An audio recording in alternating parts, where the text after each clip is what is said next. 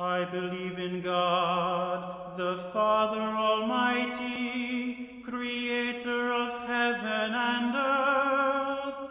Amen. Amen. I believe in Jesus Christ, the Son of God. But first, I want to talk about shadows. I walk along the path in the afternoon with the sun behind me. My shadow stretches out in front of me. It moves when I move, and when I stop, it stands still. It goes without saying that the shadow is always where I am, and never where I am not.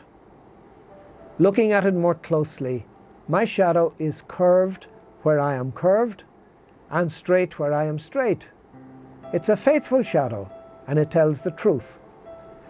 But shadow is not always truth, and it is not always truth in every sense. The shadow accompanying me on my walk is 13 feet long, and I'm only 5'7" tall. My shadow is flat and dark grey, and I'm quite colourful. So it's necessary to use discernment. The right kind of faithful shadow shows one those aspects of the truth that it is able to show, and therefore it indicates truths that one might not be able to perceive in any other way. To take an example from the Creed, when we call God the Son, we do not mean that God is Son in a literal sense. What we do mean is that the unknowable relationship between the unknowable and the unknowable is such that when its shadow is cast onto the landscape of our human thought, that relationship has a shape that we recognize as Father and Son. This shadow is a faithful shadow of the truth of God, just as my shadow on the path tells the truth about me.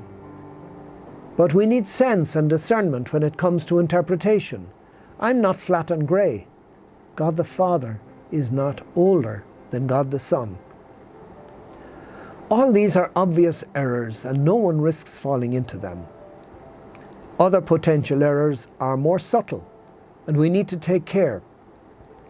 All the same, there's no need to feel ashamed of shadows. Shadows can be faithful, and faithful shadows can tell us the truth, and the Creed is full of them.